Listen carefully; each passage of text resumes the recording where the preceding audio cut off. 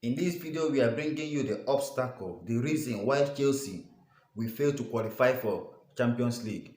That same reason that will stop Chelsea, if they don't rectify it, it will stop Chelsea from challenging with the big boys. Before we go over to the details, let's look at what Gary Neville has to say.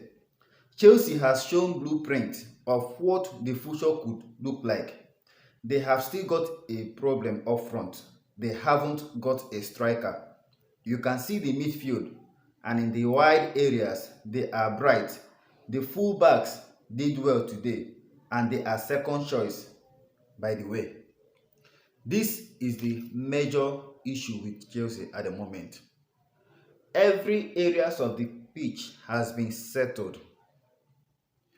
One interesting fact about our squad right now is the fullbacks that played against Arsenal, that locked Arsenal's brightest wingers, are actually our second choice fullbacks.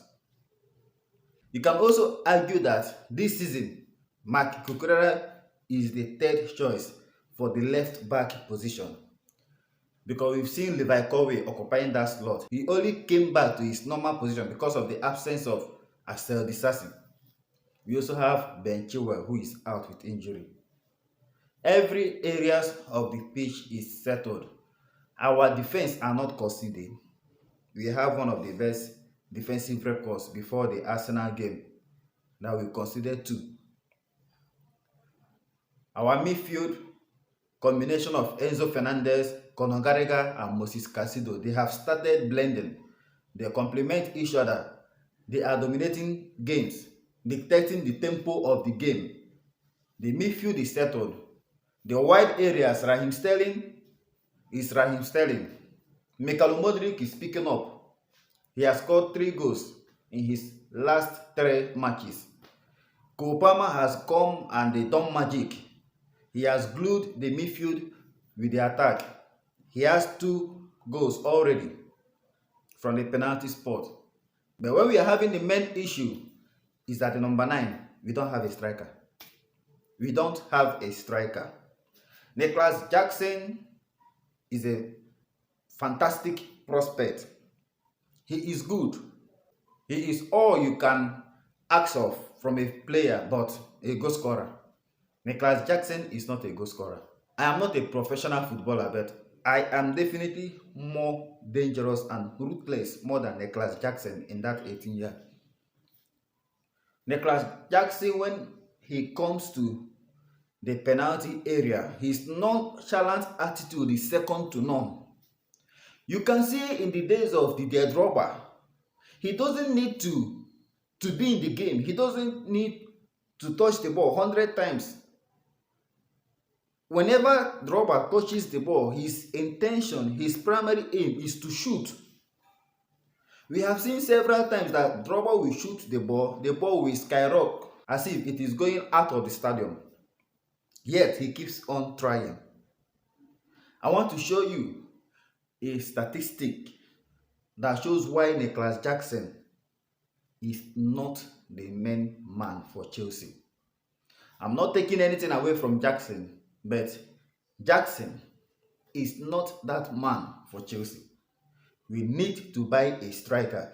For those of you depending on Christopher Nkunku, Christopher Nkunku can play as a 9, but he is not a striker. Even if he comes back, there is no guarantee that he will stay injury-free, because he just came back from injury that made him to miss the World Cup, and here we are with another injury.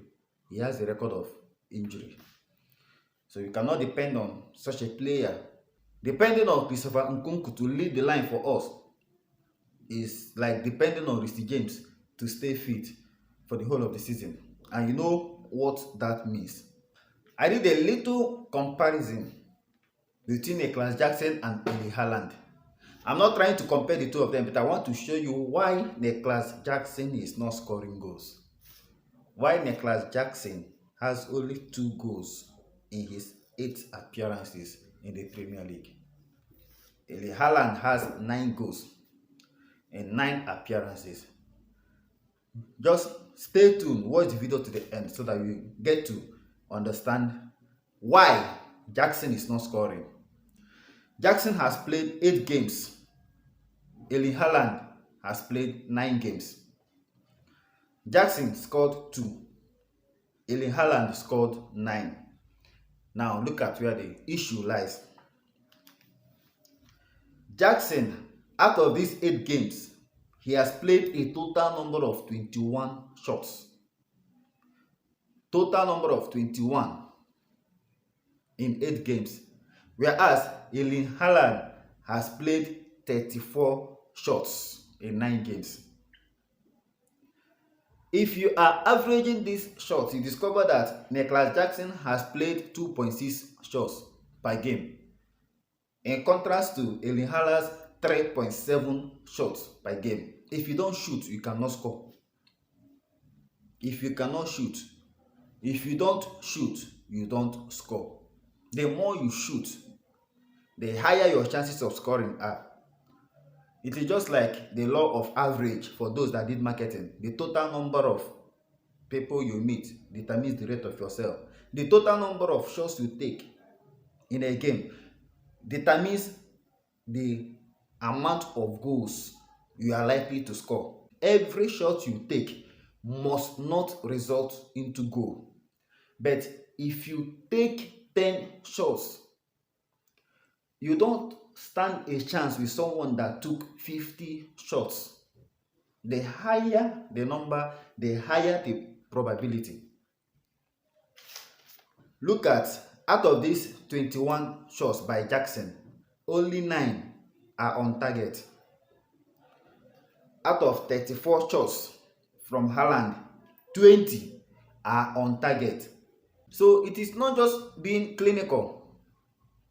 We have seen strikers with conversion rate of 38 to 40% winning Golden Boot because every match they try to shoot.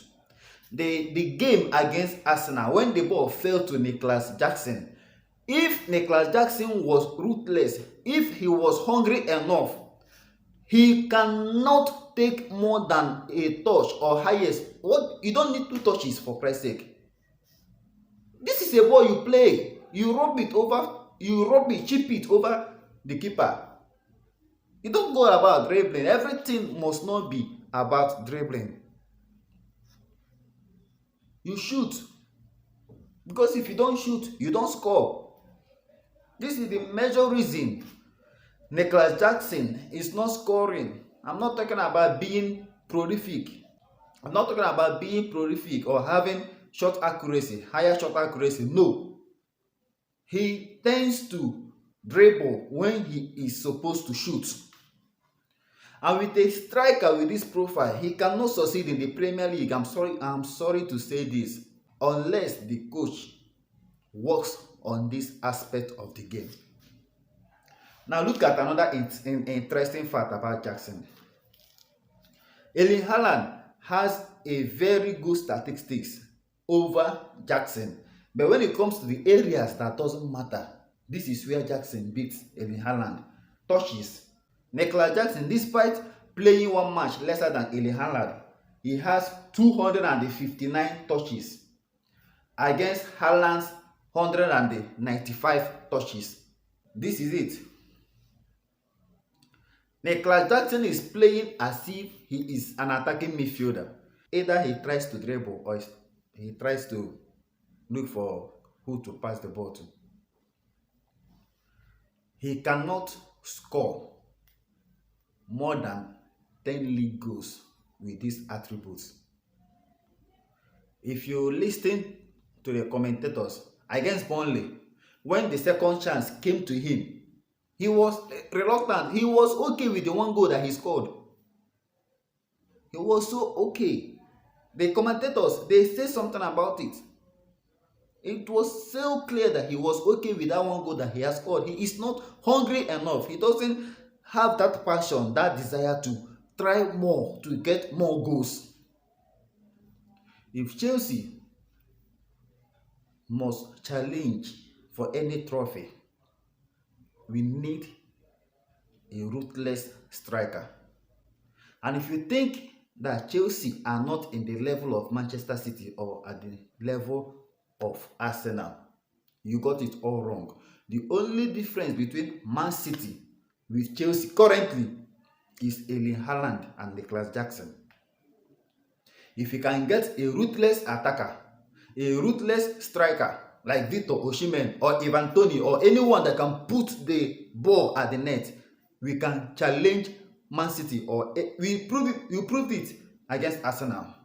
We control the game, but Jackson being Jackson had the opportunity to put us 3-0 up. He flopped it. This is the area Chelsea, Todd Boehly, sir, come January, if you must break the world record or the British record to get Victor Osimhen, you are meant to do it. If you are serious about challenging for any important trophies, we need a striker. Subscribe to the YouTube channel if you are yet to subscribe. Hit the like button on this video. Stay cool and stay blessed. Blue always will be the color.